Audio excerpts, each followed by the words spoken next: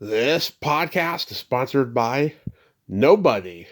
Hey dudes, welcome to Splat from the Past, the only 80s themed horror and sci-fi show where things can get totally radical. Happy hump day, everybody. And today I will be welcoming back my good friend, the awesome, the no-filtered Liane Curtis. Last time she was on was 5 years ago, and at that time she held the longest record between first and second interviews. The previous time before that was 4 years. She was one of my earliest guests. And now she's coming back today, and we're going to nerd out on the entertainment of our youth, talking about film, television, and music from childhood. You know, she grew up in the 70s and early 80s and so forth, and so it's going to be another fun interview with Liane. I just love talking to her. She's so funny and so brutally honest. It's going to be great to have her back on and catch up. She's doing like a Zoom show thingy on her YouTube channel. Um, and it's going to be great to catch up with her and stuff. Today is 40 years since the Challenger blew. It's fucking crazy. And yes, there's conspiracies out there that it was a hoax. Nevertheless, it was a tragedy either way, and we cannot forget that day. I mean, I don't remember it. I was 2.5, and I don't even know if I was awake. Maybe I was sleeping that morning when it happened. Who knows? I can only tell you from the footage I've seen of it that it was so tragic and horrific, and it was just a moment in time that completely impacted society at that point in time in the 80s, just like the Kennedy assassination did. And it was awful, awful, awful. So, yeah, here is my new interview with Liane Curtis.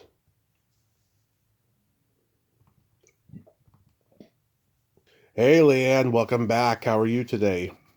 Why, thank you very much. Hello, Tony. I'm well. How are you? I am friggin' blessed, and I'm feeling so great now that you're here. You're so cute. Well, I'm very happy to be here. Oh, so going back in time, do you remember the first movie that impacted you as a child? Oh, man, it was probably the Wizard. No, Yellow Submarine and the Oh, Blue Meanie. They scared me. I went to the theater to see that with my dad, and I think with my friend and her dad, and how my dad managed to lose me. So I was in a sea of people exiting a theater feeling mildly anxious, and the movie was yeah. pretty trippy, so whatever year that came out, I was born in 65, so hmm you guys do the math, I'm tired. I was born in 83. My brother was born in 73, so a lot of things I like is because of him. And when I was 3, he taped the Yellow Submarine off of one of our local UHF stations. It was our Fox affiliate before it became Fox. And Did it traumatize you too? no, actually, I thought it was a pretty cool movie. I love the Beatles, and like the movie hadn't been released on video yet. I found out it got released like a year later and stuff, but because it was so rare at the time, we had to have it on tape. So that's what we did. Yep, I the interviewed good the old days.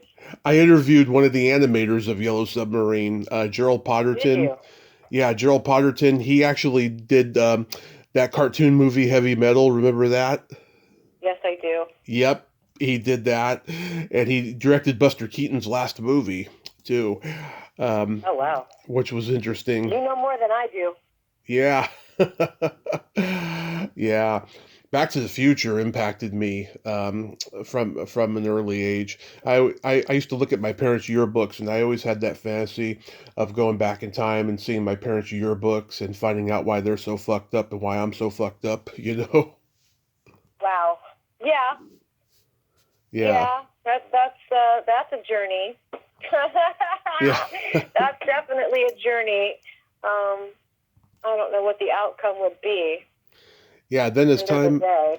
then as time goes on, you find out why.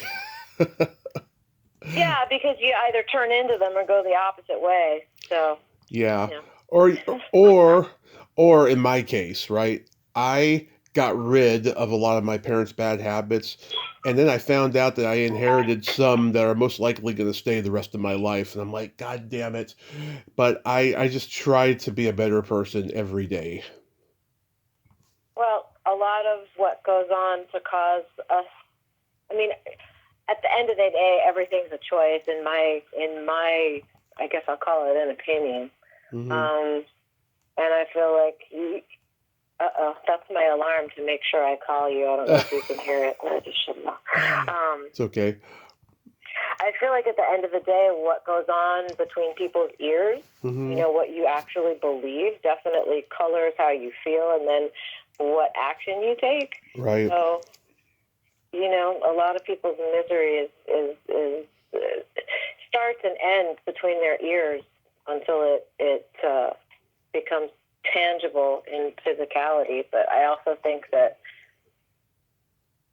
we live in a place where quantum physics is always at work, always has been at work, but nobody's been told that. So we've got like one serving of pie in a place where there are 8, you know, like Mm-hmm. we don't get the whole pie. We just get a slice, just enough to keep things moving. So there are other things going on, I feel like, and all this disclosure stuff has more to do with quantum physics and people's understanding of that who are in charge, and then there's the general public who just Right. I don't know, What? persuaded by news stories and all this other stuff to think and behave a certain way. So I've become very reclusive, and that's been a little bit on my mind, that what I just said. Yeah, it seems to leak into all my conversations. You're trying to talk about Back to the Future, and I'm like, social engineering, no. No, I mean it'll come up here and there, and that's fine. Well, I mean, it came up because parents, and then acting like our parents, and then, you know, breaking that down. And I've been doing a lot of looking at myself in the last few years, and Me too. some of that, what you just said, has definitely entered into, you know, my healing and my self-care, realizing that it's not my story, that's somebody else's story. What is my story? Uh-oh, I don't know. Well, if you don't know, then who does? So go figure it out. So that's what I've been doing. Yep, same here. Same here. Mm-hmm. What movie genre did you gravitate toward the most? Oh, you know, I'd say rom-coms, you know, such as they were. Like, I like the movie Grease. I never saw the Broadway show. I was introduced to the show Grease with the movie, you know. Mm-hmm. So I like that. I didn't particularly care for horror movies, Wow. but I liked getting scared. So there were two different things there.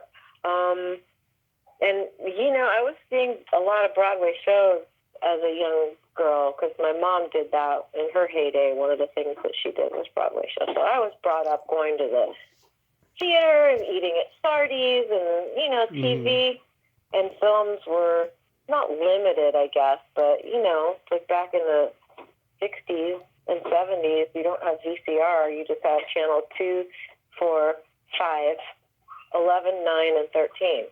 And snow. When everything goes off, you know, the array.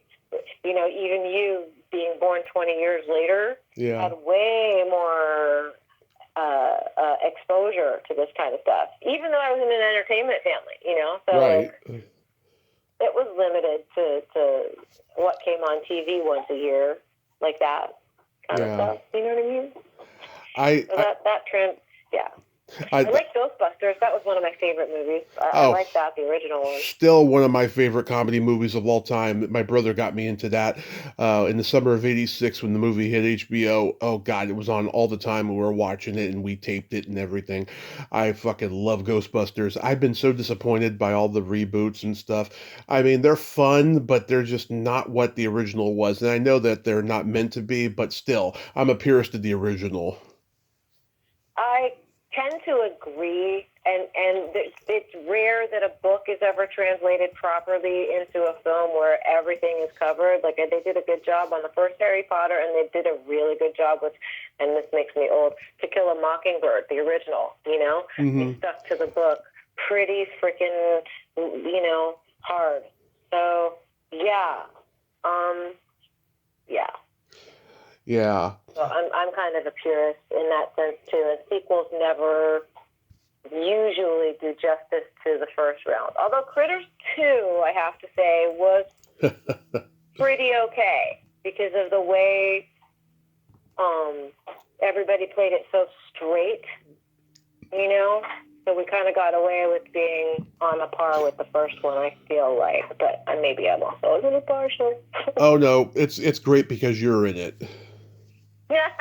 Well, that fixes everything. Seriously. Anything you're in, you're great in it. I mean that. Oh, well, thank you. That's a really sweet thing of you to say. Thank you. Of course. Yeah, I mean, I grew up loving both comedy and horror. I love all genres, but like those two were my favorites, you know? I mean, even though you weren't into horror, you probably remember when all the game changers came out, like The Exorcist and Texas Chainsaw Massacre and Halloween and all of that. I do. You know, there's a friend of my mom. She was the line producer for all of the movies that my mom was dubbing. Well, not all of them, but a good chunk of them. Her name was Lynn Manwaring. She's actually still living. And I speak with her every once in a while of all strange things through Facebook. But anyway, Lynn came to the country, and it was a really big deal. We had this country house.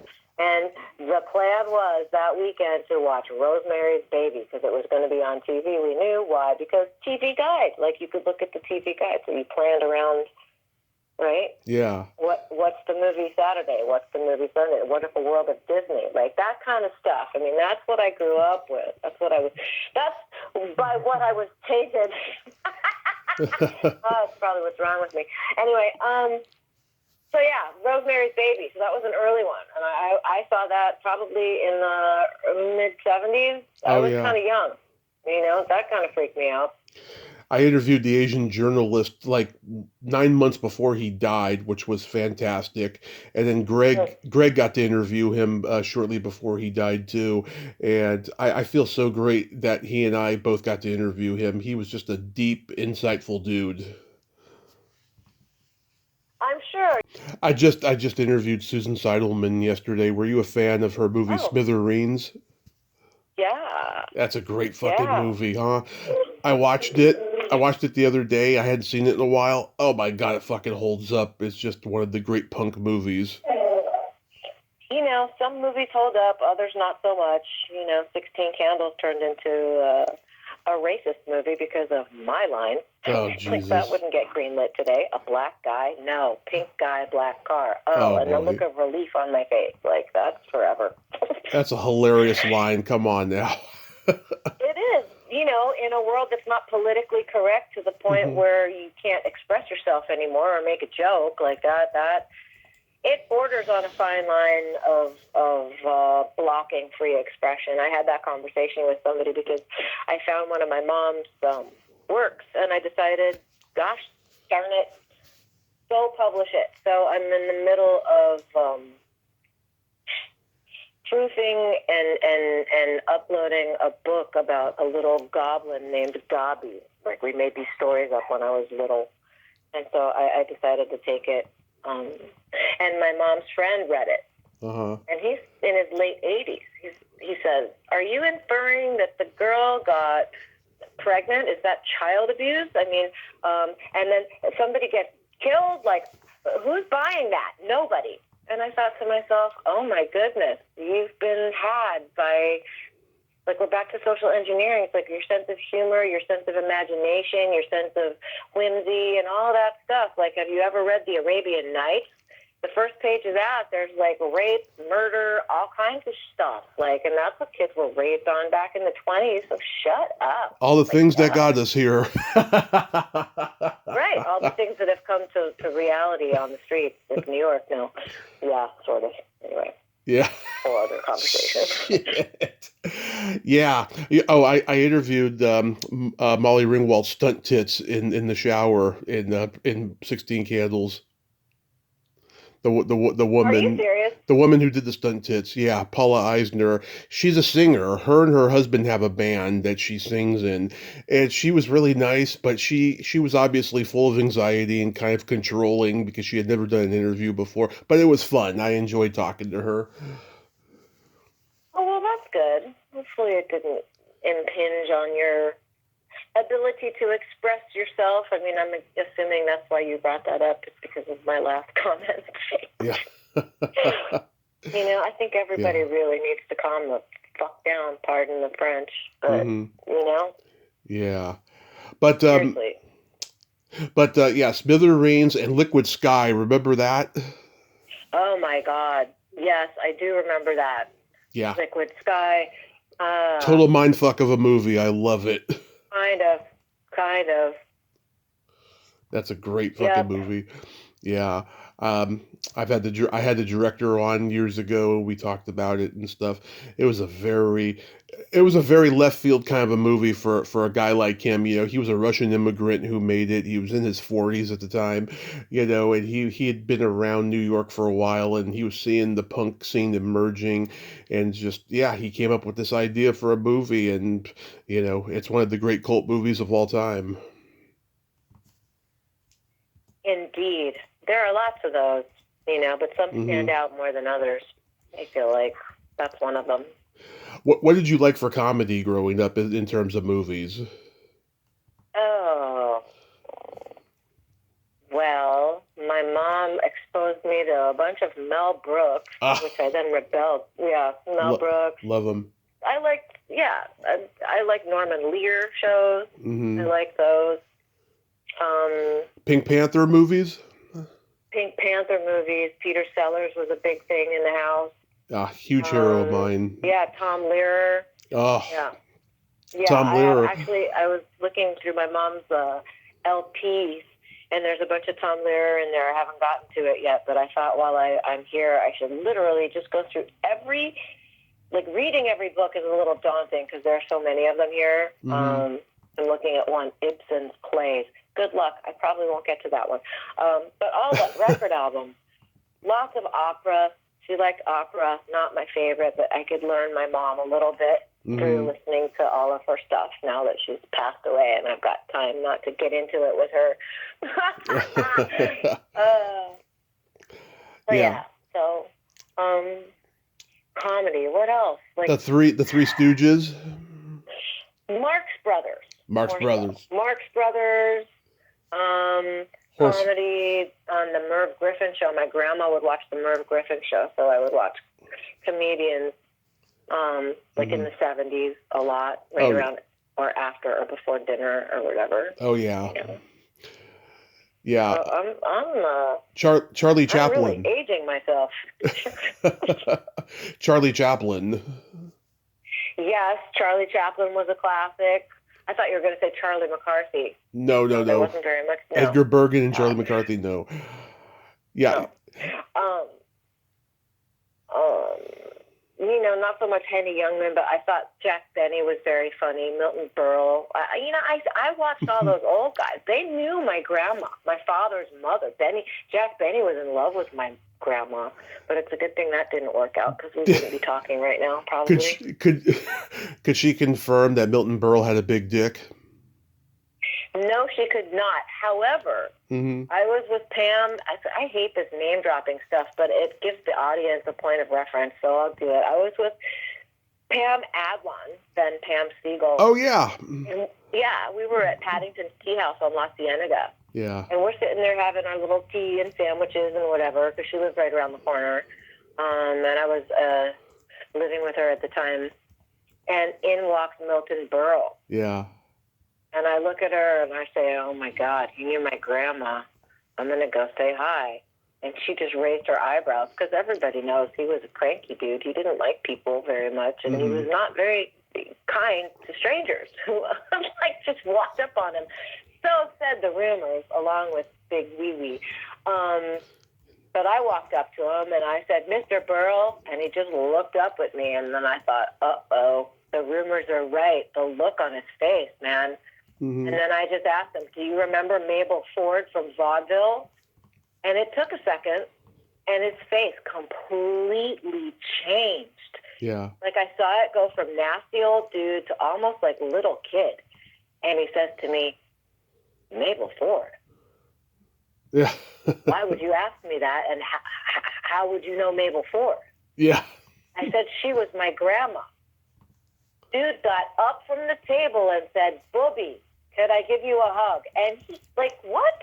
Yeah. Turned into a big old mush on me. Wow. So that was pretty cool.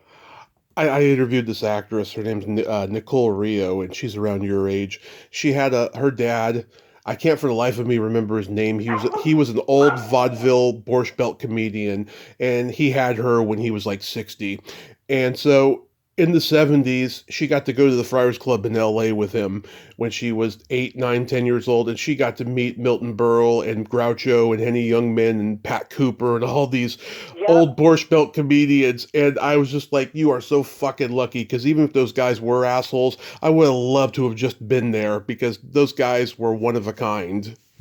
No kidding, man. They literally don't make them like they do anymore. People who were born in the 20s and maybe the 30s, like once you get people born in the 40s, it's a whole different thing. But people born in like the teens and the 20s came from a time and space where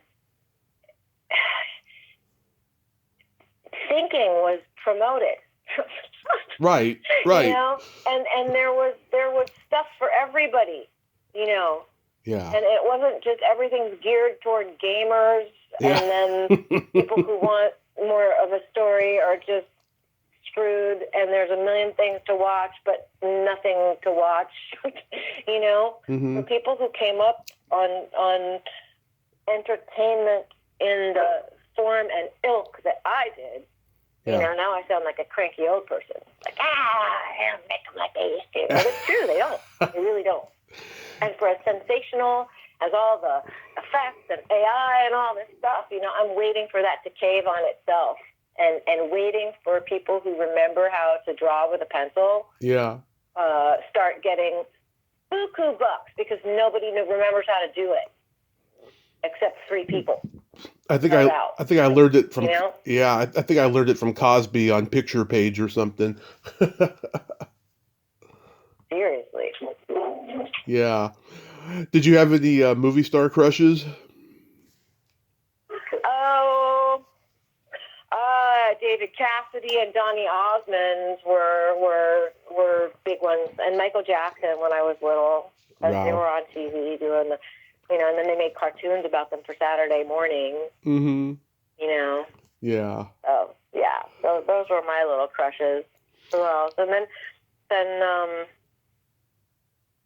where did it go from there? I don't know. Because mine were like Cary Grant. My mom had this beautiful paperback book of Cary Grant with these beautiful black and white pictures of him, right? That was an early reference. Then there was Natalie Wood. My dad told me he got his first hard-on when he was 8 seeing her in The Great Race. And so he passed that down to me. And then like all the 80s movie actresses that I've met and interviewed on this podcast that I've become friends with, like you, those were all big crushes as well. Wow. Well, I'll say that hormones are real. Yeah. Yeah. And I'll just say thank you. I'm flattered to be included in that list. Of course. Yeah. And yeah, there's been so many, you know, and you know, I've never been afraid to tell anybody that I had a crush on them when I was a kid, ever, because it's just so flattering. And even if they've heard it a million times, you know, I'm sure it doesn't get old. I'm sure they love hearing it. I'm sure they do. I mean, look, if you're going to be a human being and you're going to be well balanced, your ego has to be fed just a little every once in a while. Yeah? Isn't that part of it? Of course. Why have one if you're not going to feed it a little bit? Of course. Exactly. It's like a dog. Feed it, you know? Right. You don't have to live there, you know, necessarily, but acknowledging that it exists and keeping it quiet by giving it a little milk bone every once in a while keeps it from taking over, and ruining everything. Yes. Were there any movie characters that you could like relate to in like a role model sense? Oh God, well, this isn't the first time I've mentioned this either. Apparently I went to go see the movie Grease, and I went in Liane, and I came back out Rizzo, and it kind of stuck because it was just a way of putting a shield up. Yeah.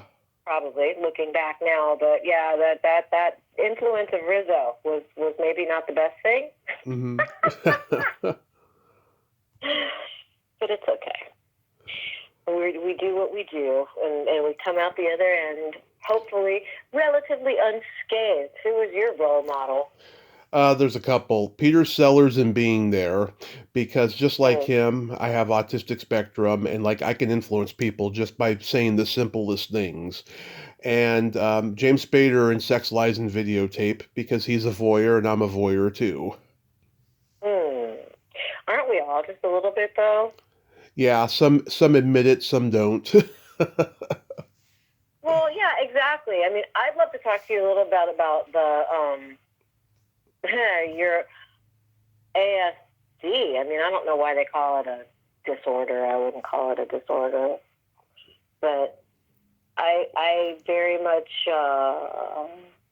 relate to that because I'm definitely not wired exactly the way everybody else is out there, and society's definitely been a little funny to navigate. I think the reason it's when you don't conform for whatever reason, whether you just think differently or you're wired a little bit differently, they sure don't make it easy. So no, I just wanted to say, congratulations for sticking to it. I can empathize. I know. Thank you. I just had to navigate like the legal system and how to e-file and learn how to make PDF-A documents and how to take, like, oh my goodness. It was really, like, for some people it would just be easy to look it up and just do it. For me, tasking myself with that and staying focused through it was so hard. It was like being in a straitjacket. I got it done okay, but it's just not easy when you're wired.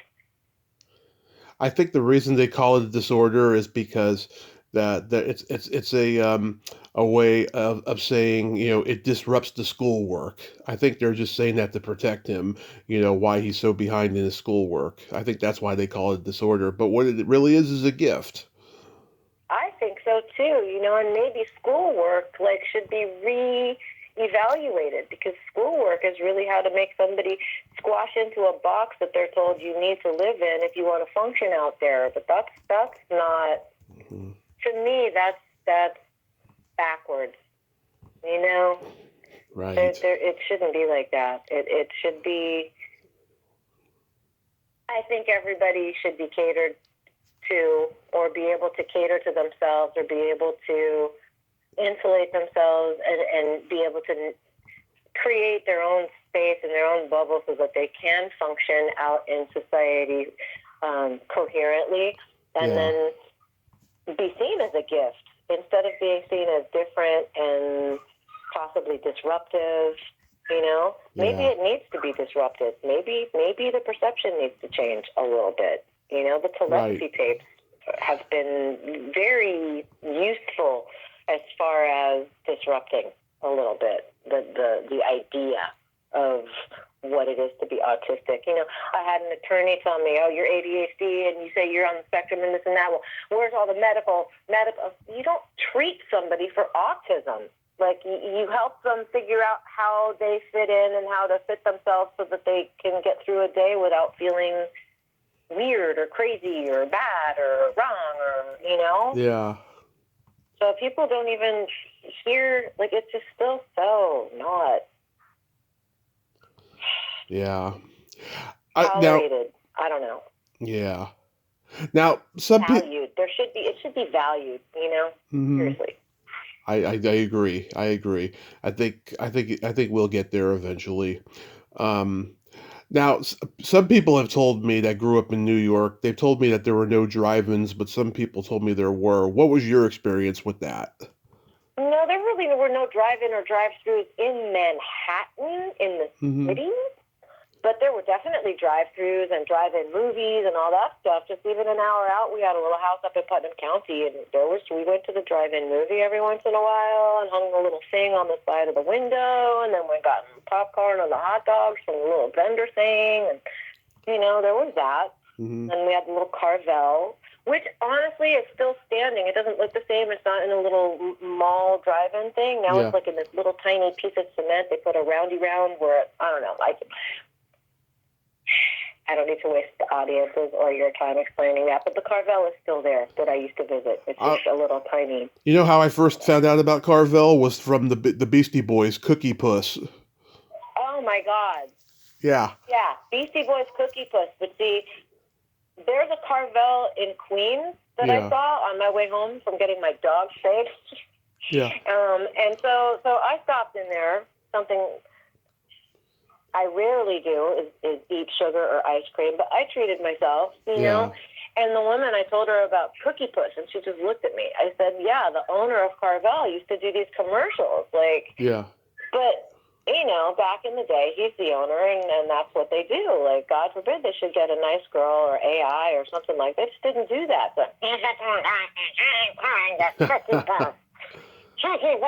I'm just going, oh my God, that's the last thing I want to hear. I'm eating Cookie Puss and I'm listening to this guy and seeing his face. Oh, no. Just no. Yeah. I remember Patton Oswalt did a whole routine about Tom Carvel in his early stand-up that was fucking funny, I remember. Did he go into Cookie Puss? I'm sure he did. How could he not have? I'm sure he did, yeah. And I mean, we have Carvel in the retail stores here, but to actually been in the Carvel store in New York, I haven't been, but someday I will, We got me an ice cream cake from Carvel at the store one year, and it was okay, I thought.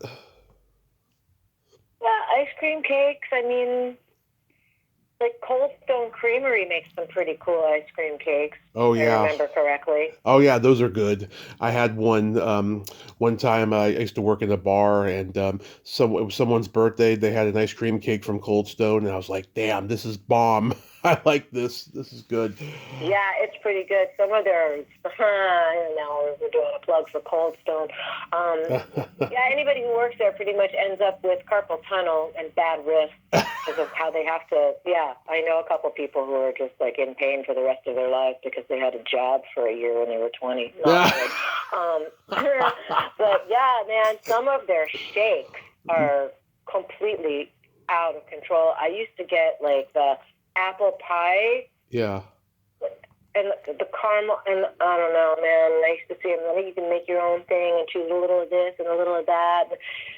Oh my God! I never had shakes. I never had a Cold Stone shake. I've had Baskin Robbins. Those ones are shitty, in my opinion. That's like 70s ice cream, and I feel like there's. Somebody said there's probably plastic in that stuff, but my favorite flavors from there when I was little were Rocky Road, Daiquiri Ice, and it wasn't pecan ice cream. It was, maybe it was pralines and cream. That's what it was. That sounds good. Yeah. My mocha almond fudge, somebody said you should try that, and I did. But, the Rocky Road and the pralines and cream, and then when I just wanted something refreshing, it was that. I like the color it was, the daiquiri ice. Yeah, that sounds good. My parents, they started taking me to the drive-in when I was 2, and it's funny, I remember every time I went to the drive-in, because you always remember your destiny in hindsight, and you don't know it's your destiny at the time, and it's funny. My parents went to our drive-in in the 70s before I was born, and my dad, he'd have to see the same movie 3 times because he was getting laid the first 2 times, and then he got to watch it alone the 3rd time, and then he was like, "This is a masterpiece. It's going to be a classic someday." He thought that about Animal House with your good friend James Doughton. Oh, Oh, Jimmy, I love Jimmy. I miss Jim. I wish I lived closer to him. His partner, Ray, just had some major back surgery, and I'm not breaking any HIPAA because it was all over Facebook. So, yeah, I'm just glad that that's all in everybody's rear view, and I truly, truly hope, if you're listening, Jimmy, Ray, that you're out of pain, honey. I love you guys so much. I wish he'd do interviews because I know he's got great stories. I see his postings every day about sets he was on. Oh my gosh. Yeah, they never stop. Like, yeah. You know, I remember when he lived on Sycamore Street with Anthony Barilli, and Christine Ebersol lived right next door. Oh, I love her. Yeah, that was interesting. And then the whole fleet of hairdressers and photographers. Ricky Armas, very famous photographer. They were friends with him. And then Ray Browning, the hairdresser, who I became his durable power of attorney of all strange things. Everybody was terrified of Ray because he was just a crazy queen who had a temper, and if he didn't like you, look out. But for whatever reason, he seems to have adopted little Liane. You know, when I was pregnant with my oldest kid, he hung around a lot. He took care of me. He moved in with me for a minute. Like, yeah. That's sweet. That's sweet.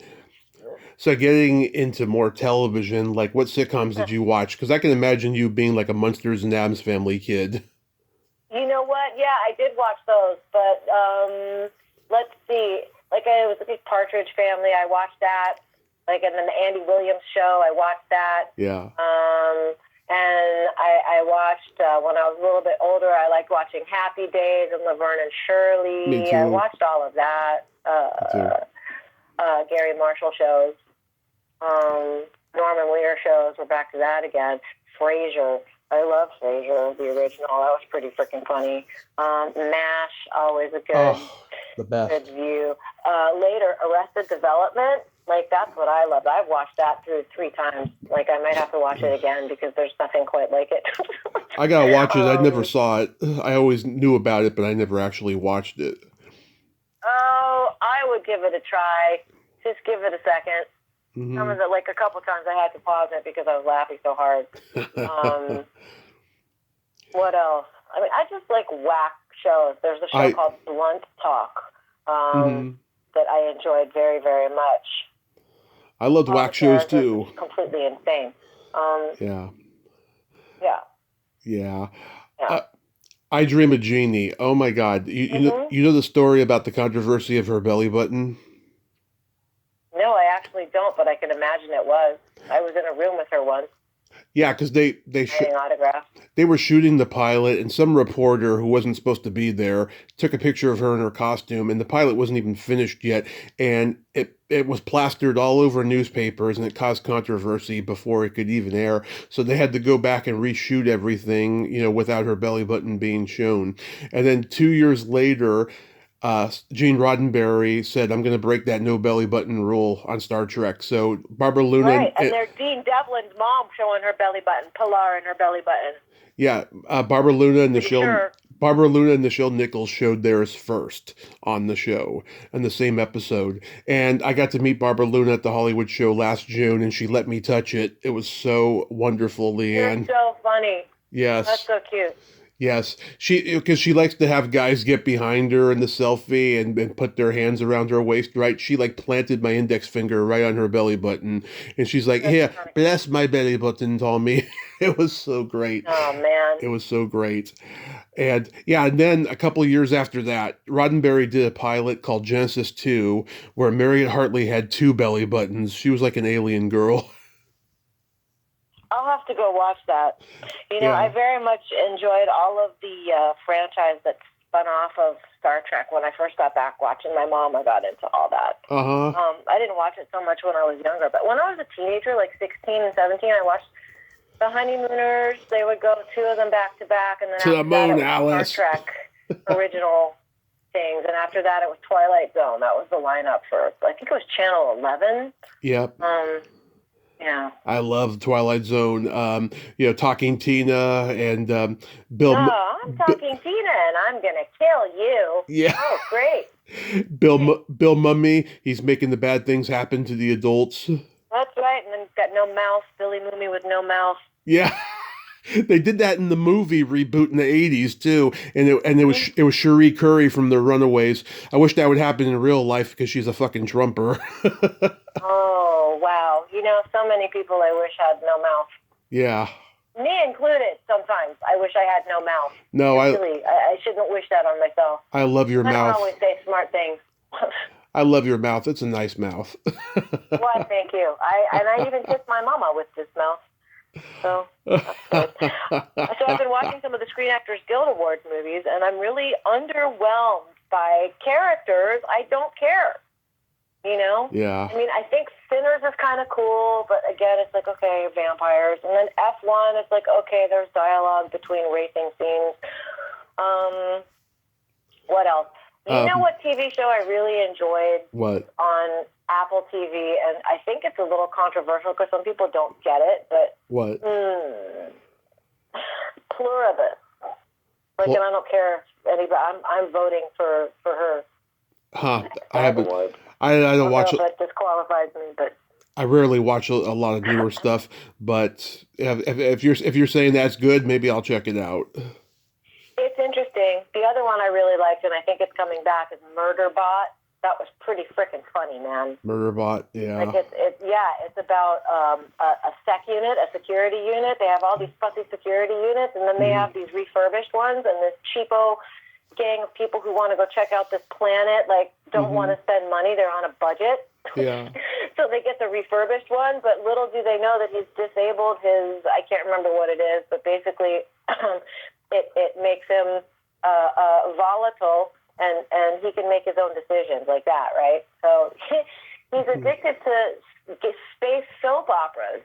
So while they're talking to him and going, hey, sec unit could do this, he's getting annoyed in his head, talking to himself, I wish these guys would shut up. They're interrupting the episode of such and such where this character is doing that character, and these humans are so, yes, can I help you? How can, right? The whole thing. It's ridiculous. I like ridiculous TV that pushes your imagination and just borders on possibility, but then just gets crazy. But still, very eccentric characters. Mm-hmm. Do you remember Saturday morning cartoons? I do. Yeah, Schoolhouse Rock. One? But Schoolhouse Rock was in your generation. I'm sure you remember that. Yes, it was. I knew you were going there. Yeah. This is what I'm saying. It's like the I think, and you can tell me I'm crazy, and the audience can say, yeah, whatever, but I knew you were going to say Schoolhouse Rock. How did I know that? Yeah. Because thoughts fly faster than our mouths move. And when you're not wired like everybody else, just you're aware of other things. So this is how psychic happens. It's not weird. It's normal. Spidey senses. Yeah, that was another one, The Amazing Spider-Man. Do you have them? Yeah, I have a lot. I have over 2,000 VHS tapes, and I got stuff like that. I got Charlie Brown stuff. Yeah. Wow, does it take up a whole room?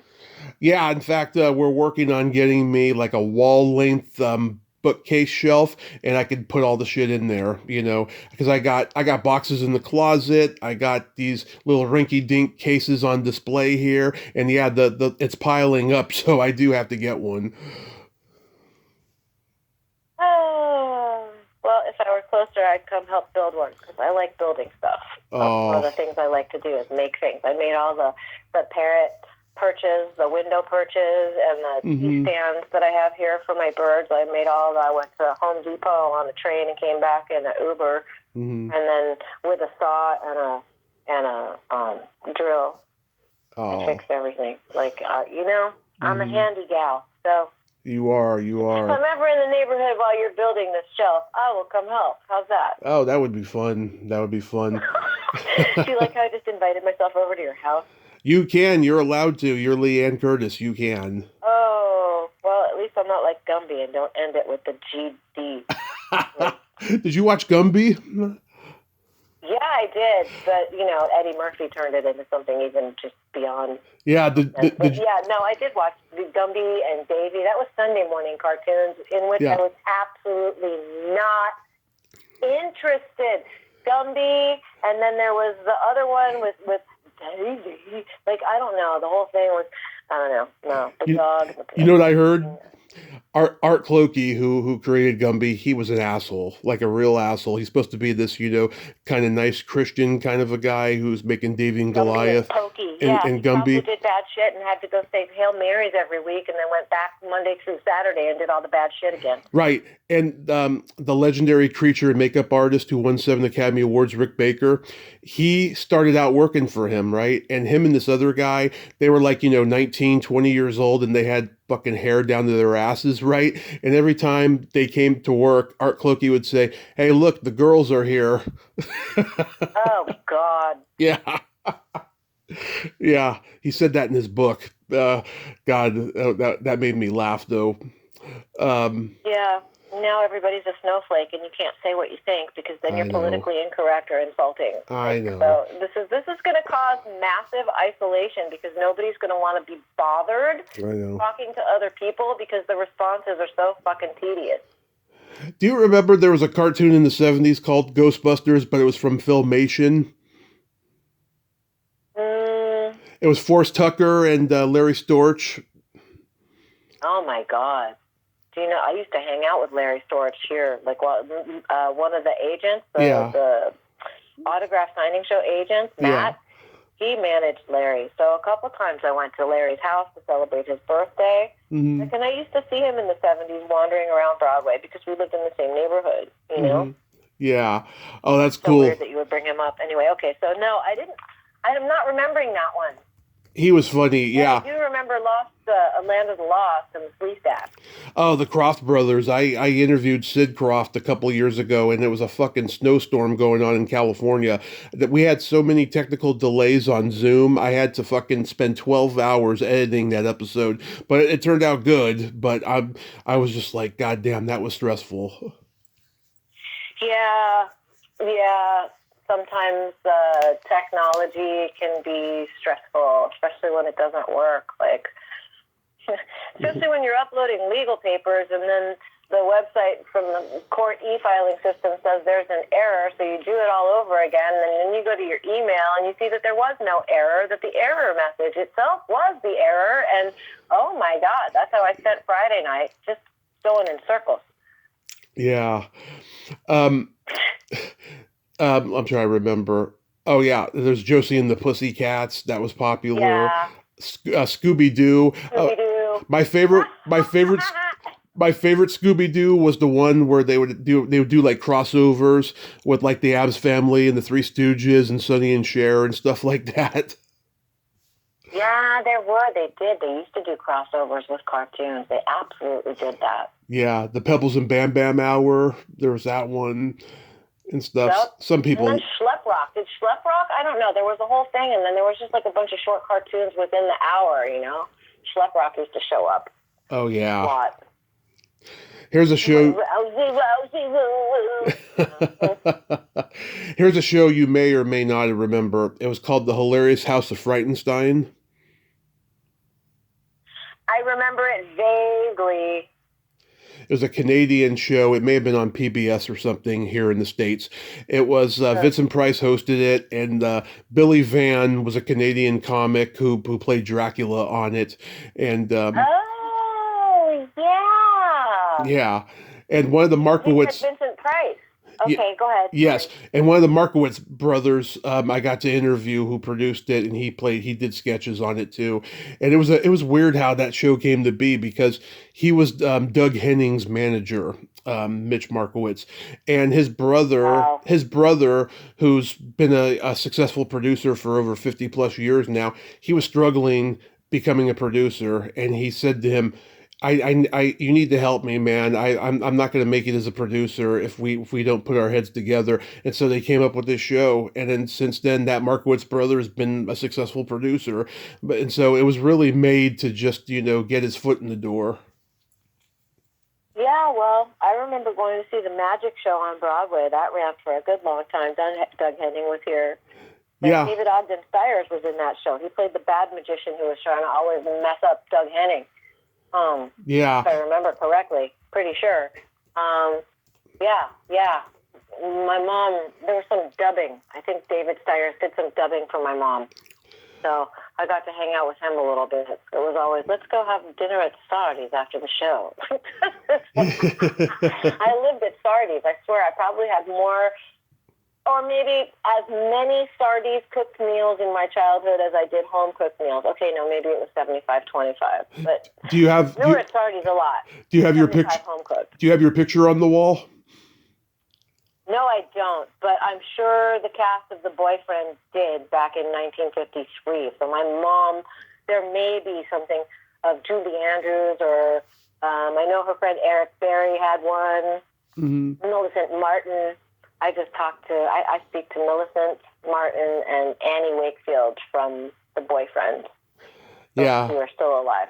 Julie Andrews is still alive, but we never talked to her. My mom stayed very good friends with Annie and Millie. They still have the picture of Kermit the Frog incognito in the Muppets Take Manhattan on the wall over there, I heard. Yeah, they do. No, they absolutely do. He's wearing a fedora. It's funny. Yeah. Yeah, it's hilarious. Now, getting into music, do you remember the first album you were given or that you bought with your own money? There was a record store that I went to, and it was probably K-Tel's Greatest Hits. Was the first album I bought for myself with my own money because I saw the commercials. The Kinks? That was what I was getting abused by when I was watching Saturday cartoons, was the K-Tel. Yeah. Right? So it's like all the singles compilation on one album. Who was it, the Kinks? No, it was that song Brandy. Oh, you're a fine girl. Yeah, who does that song? Let me look it up. Wife deal with me. Yeah. Right? Looking Glass. Looking Glass did it. Anyway, so yeah, that was the album. K-Tel's Greatest Hits from 1970 something. That was 1972. Yeah.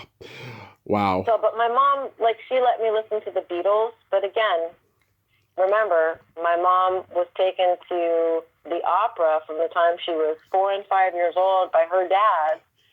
So I was raised by somebody who was all about classical music, and she was a jazz composer, and her IQ was probably 500, and so it was really kind of weird living in the shadow of somebody that academically and it's not even academic, it's intellectual. I'm not intellectual. Mm-hmm. I'm more hands-on and creative. But you're smart. But you're smart, though. Yeah, I'm smart. It's just a different kind of smart. Mm-hmm. Together, my mom and I probably made a very well-rounded human being. Mm-hmm. But we were opposites for sure, Oh, yeah. So yeah, music. It was a lot of Taco Bell. My mom took me to the Philharmonic to listen to the young people's concerts, like that. Yeah, my dad had a rock band. They were a power trio, TNA, Tommy and two guys named Alan, and they played everything from Skinner to Sabbath to Judas Priest, and my dad had everything on vinyl. That's what you grew up around. Yeah, for a few years he did it, but he had everything on vinyl. Beatles, Stones, Beach Boys, Carole King's Tapestry. Him and my mom are big Rod Stewart fans. They had Foreigner. They had, lots of stuff on vinyl. They had Johnny Cash live at Folsom Prison. There's nothing like that stinky, musky smell of vinyl. It's intoxicating. Yeah, I've got some records here that were from before vinyl, and they smell like nail polish. They smell like shellac. You could smash them like glass. Wow. That's, some 78s I have over here. I actually had to buy a special turntable so that I could play some of these things here, and I found some, a voiceover record. My dad doing a Virginia Slims commercial. Mm-hmm. I've got some really weird, eclectic collection of I don't even know what's in there. Were you into the New York punk of the 70s? No, in the 70s I was 10, 11, 12, 13. I was figure skating. I was going to Broadway shows. I was still sort of listening to Mom. It wasn't until I was 15 or 16, and then I started hanging out at CBGBs, and I didn't necessarily like the music, but I liked the rebellious pushback feeling. of doing what I want, when I want, how I want, and right. Yeah, what was hanging out at CBGB at that time like? Probably nothing a 15-year-old girl should have been doing. Of course. But that said, it was pretty hectic. I remember Dennis Dunn, the lighting director, if the Bad Brains were playing, they really, for the most part, did not favor me being down on the floor. So I would just go sit up in the light booth and stay off the floor till one night. And then it ended up where I had to punch somebody in the face to get her away from me. And then they had to carry her out kicking and screaming. She waited for me outside till like 3 a.m. That was probably my most crazy story from CBGB. I talked to an actress once. She was Puerto Rican and from New York, and she told me she used to hang out at Studio 54. And one time she goes into the alley because she didn't want to smoke inside. Back then you could smoke inside, right? But she didn't want to do that. So she goes into the alley, and what does she see? She sees a guy giving a girl a golden shower. Yeah, I mean, look, I'll take New York from the 70s and even the 80s. Like, we could bleed into the 90s, but then it's like something about the 2000s, it just went somewhere. Like, it's like Leave It to Beaver 50s innocence is to like 1970s post-hippie, like free expression, free love, and then now we just have free crazy. Like, I don't even know what to call it. It's just out of control. I prefer the 70s New York.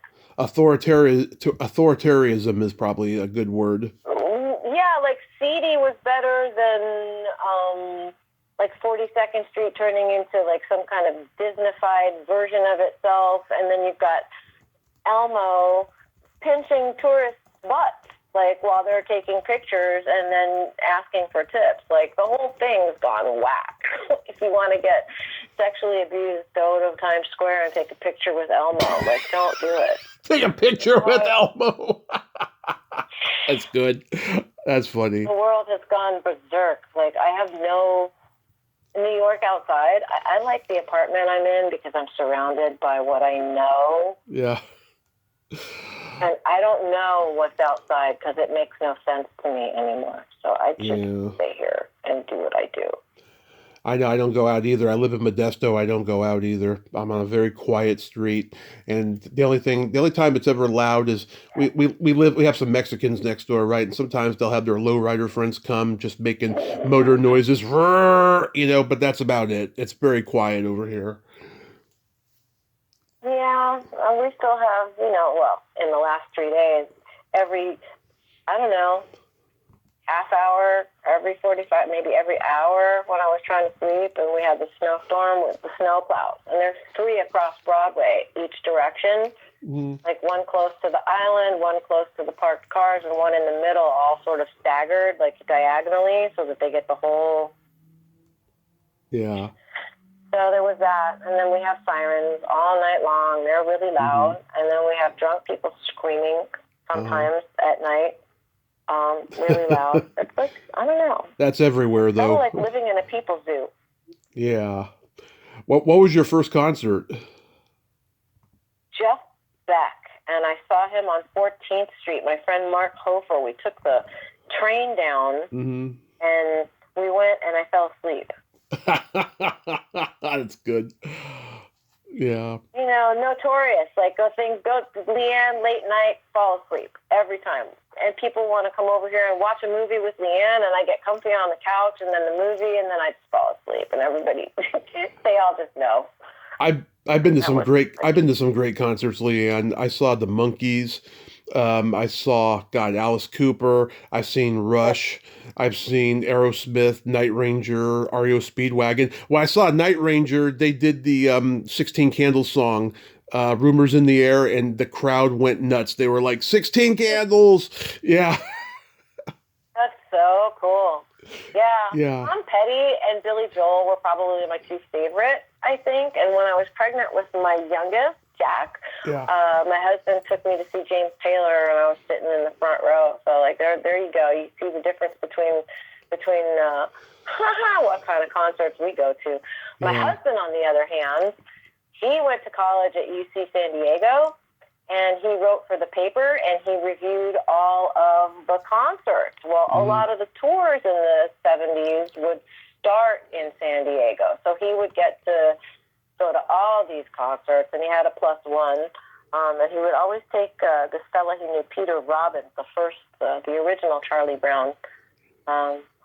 They were college buddies. Anyway, so my husband had a lot of concerts, more to like the Pink Floyd, the Rolling Stones, the Who, like all those people. I saw the Who concert.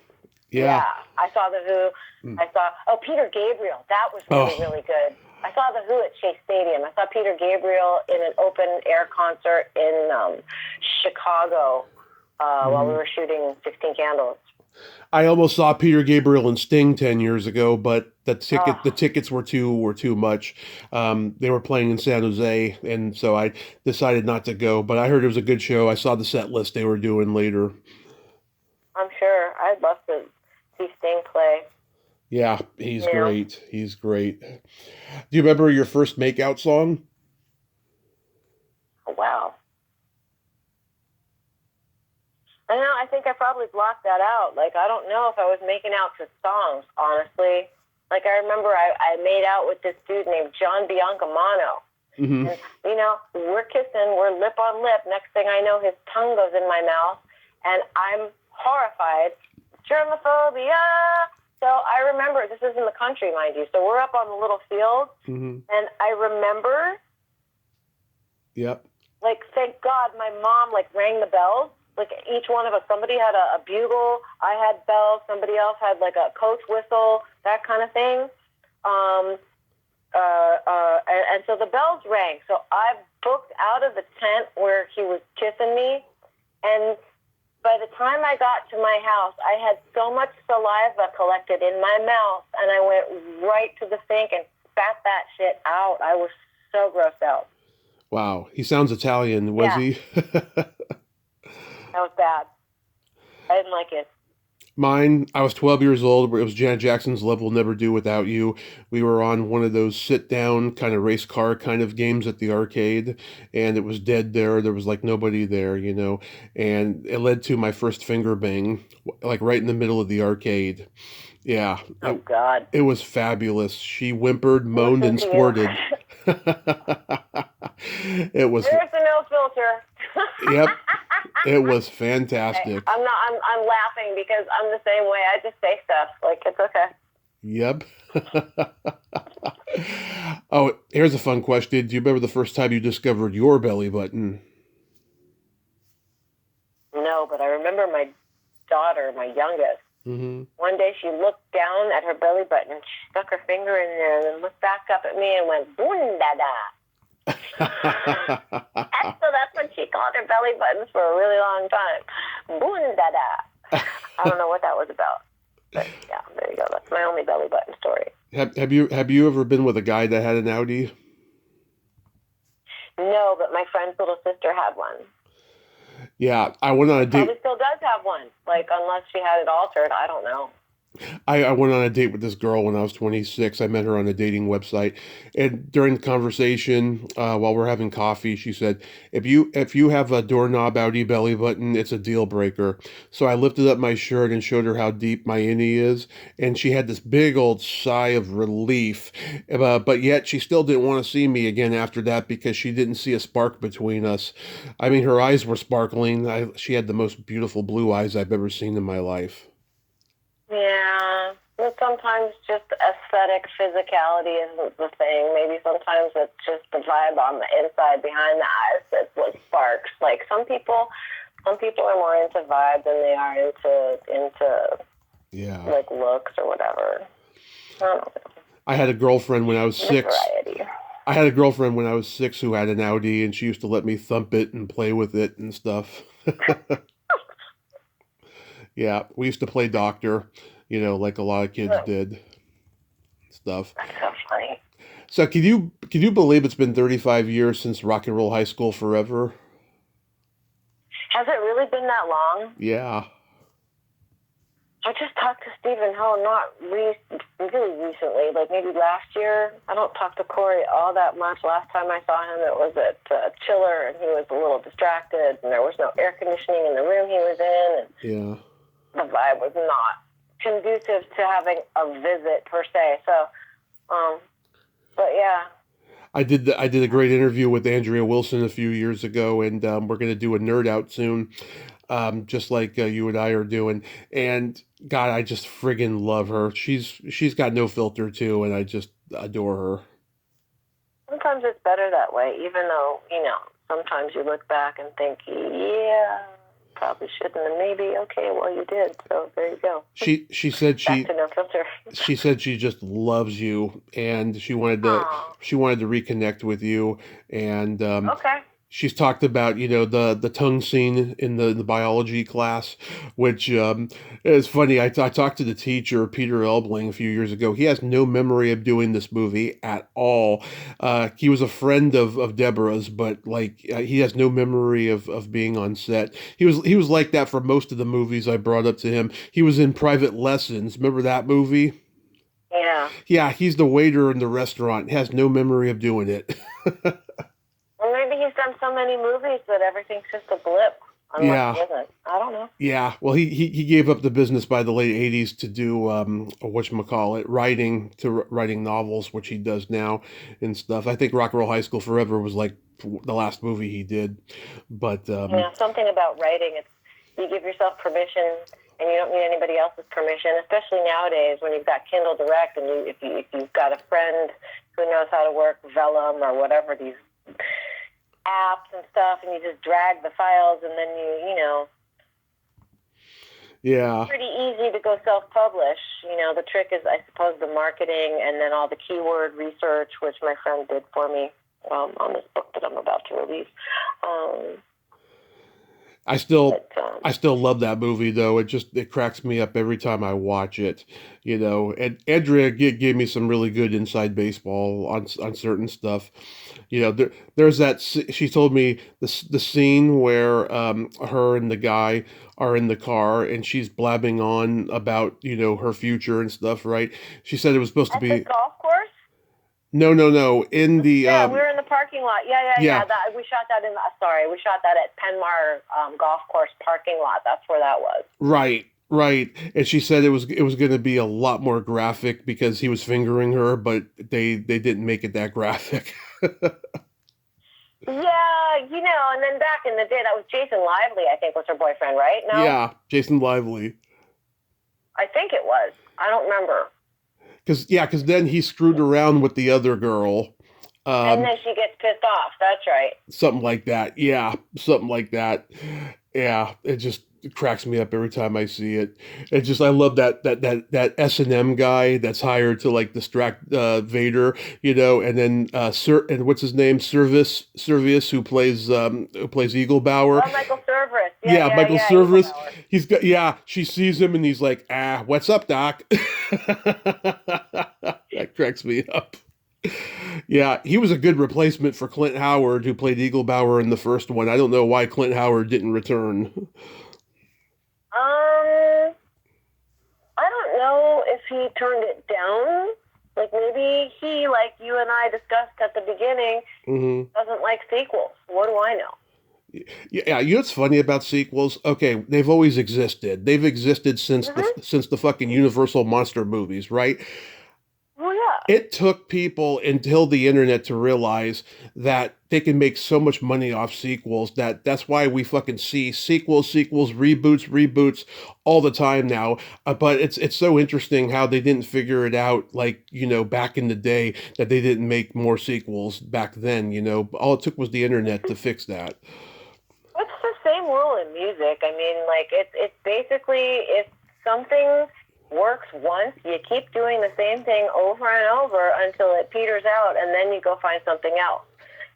But that's the same thing. Sequels. Have you ever heard a rock and roll band that you like that has a number one hit, and then the next hit that comes out sounds almost just exactly like the last one, and it just like the Kinks. Their style.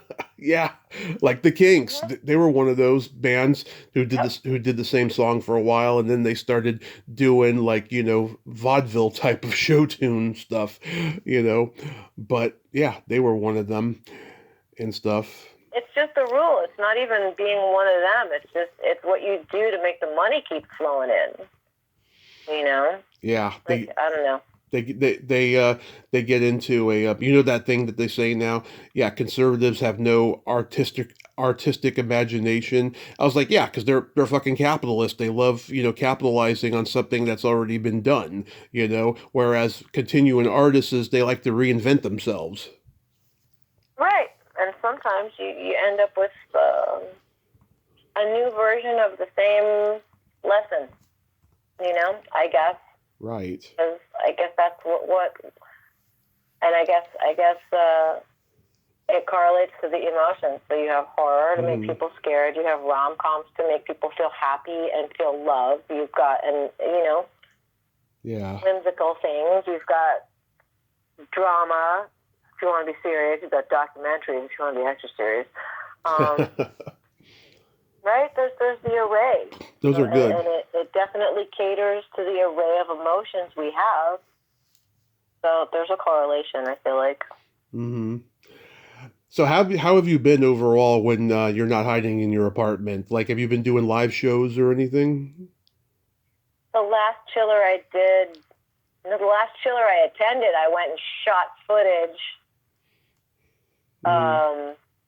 for a project that I have. Yeah, I saw you have a YouTube channel and you do like a Zoom conversation thingy.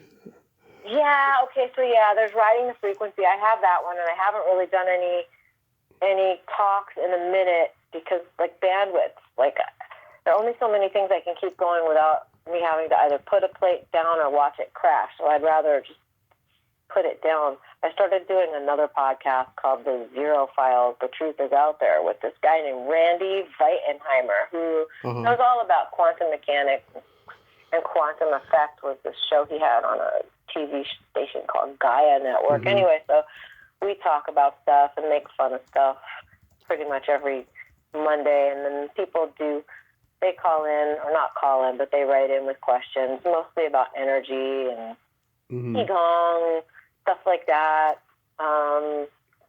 Asking questions about if the pole shift is going to happen. Like, this guy is plugged into energy, how it moves, and he's also worked for 3-letter agencies, so he's been well trained in how to communicate about things like that. So that's always a lot of fun.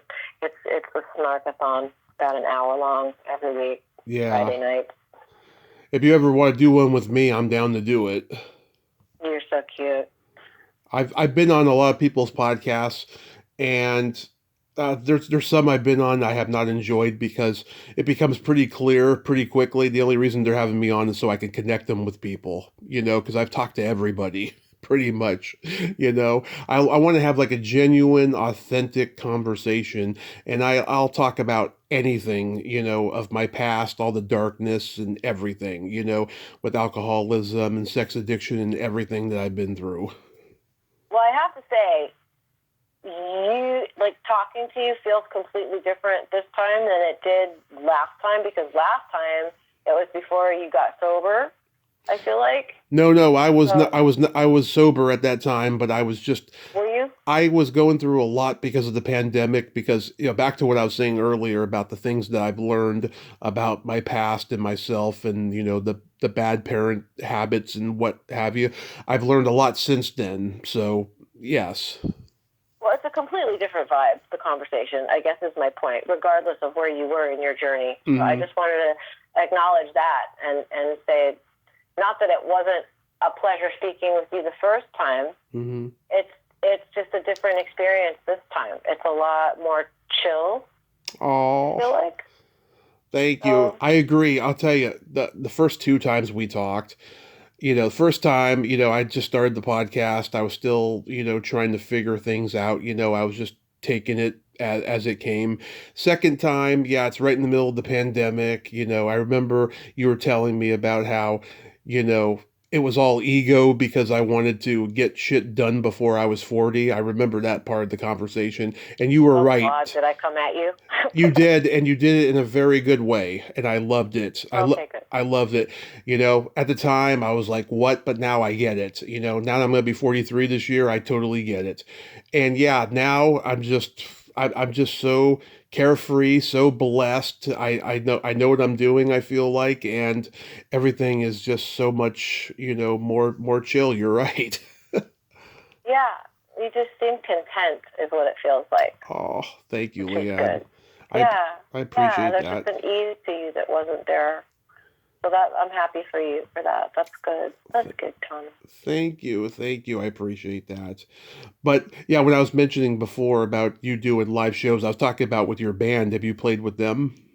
Oh my gosh, doing music? I Hmm. haven't even thought about that since Jack had her residency at State Social House. Uh-huh. I haven't played a live gig since backing her up. I have not. Like, I've taken a couple of pokes at recording myself singing some songs and posting it up on Facebook just to push my comfort zone a little bit out a little further. But no, I haven't. I haven't listened to you or listened to me stuttering. No live gigs. I thought you meant signing. That's how often I don't do gigs, is that it didn't even occur to me that that's what you were referring to. Yeah. Yeah. Well, I hope you do get signings in the future. I'd love to come see you, especially, if you're coming to California to do them. Yeah, well, if for some reason I find myself back in LA and up by Modesto, I will definitely let you know.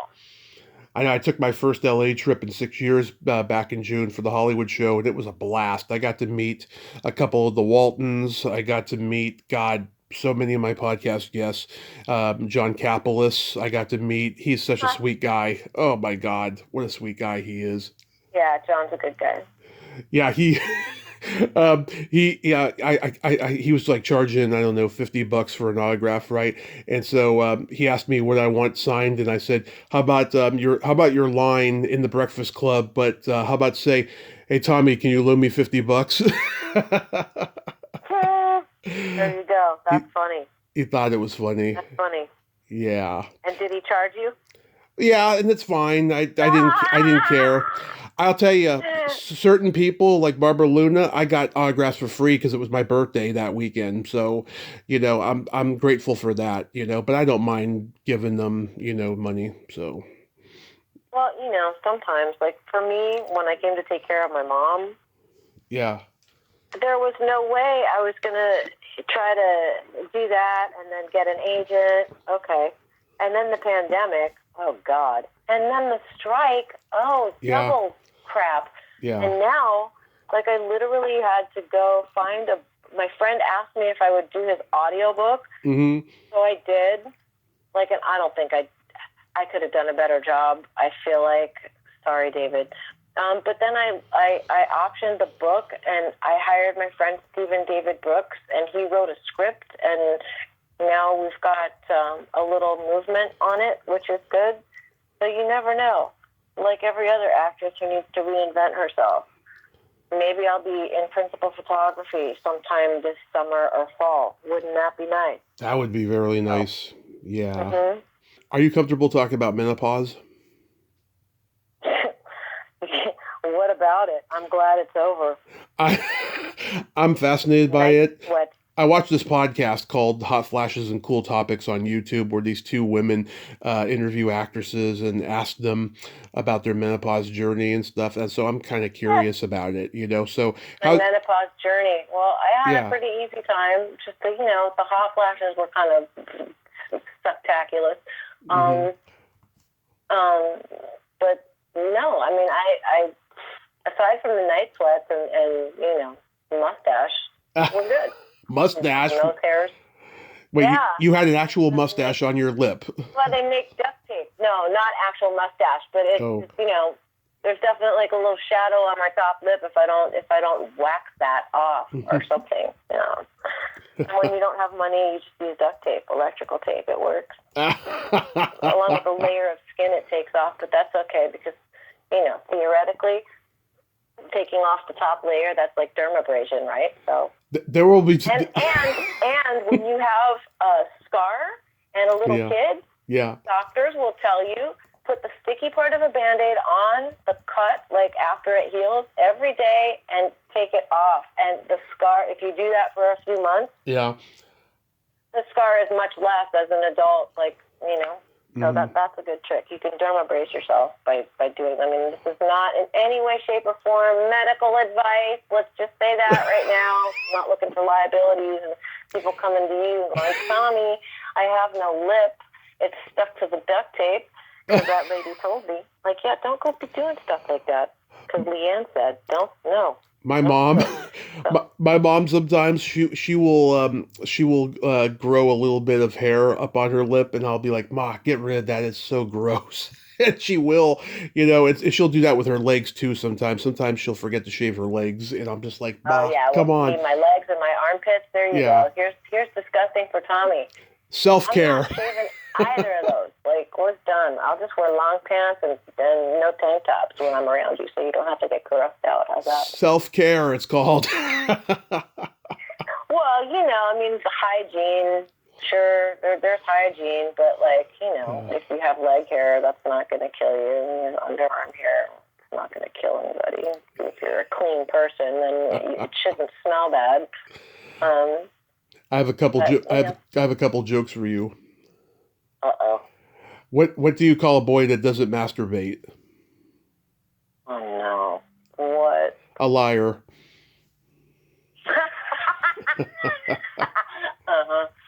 Next. Okay, why is a dildo like tofu? No, why? They are meat substitutes. Alrighty. Vaudeville King Tommy Kovac. Why is a Rubik's Cube like a dick? Why? Keep playing with it, it gets harder. Oh my. Oh, I forgot to mention I had a menopause joke, because it's true. Oh, did you? Yeah. Okay. What are the 2 best days of a woman's life? What? The day her first child is born and the last day of her period. You know, there's something to that, too. Right. Because think about it. No woman wants to go through childbirth. They like what happens afterwards, of course, most of the time, but they don't like going through the process, and they don't like having their period. So, yeah, there's truth to it. Many husbands have been bitten and told, never do that to me again. This is your fault. You did this to me. I hate you. Like, you know, how many times has that happened to the poor man who impregnated a woman? Yeah. Several. Yeah, that was actually a Bill Cosby joke. You know, he's doing the natural childbirth with his wife, and she's like, "Well, you shut up! You did this to me." Oh, that's where he does all that crazy breathing, right? Yeah. Right. Yeah.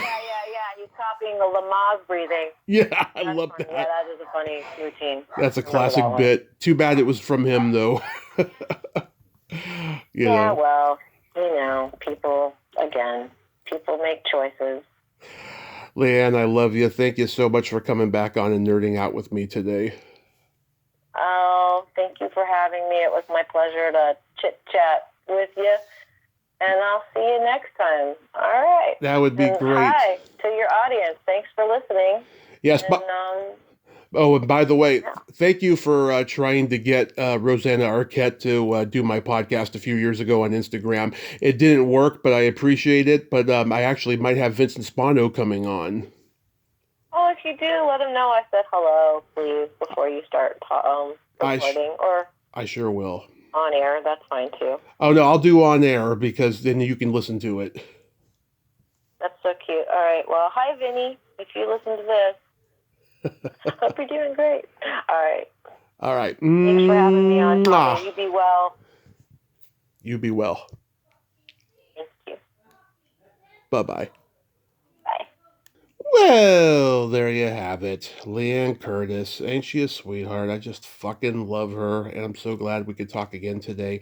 And that was so nice of her to say that I sound so much more chill now and stuff. I am. I'm fucking content. I'm blessed. You know, life is good. I can't complain.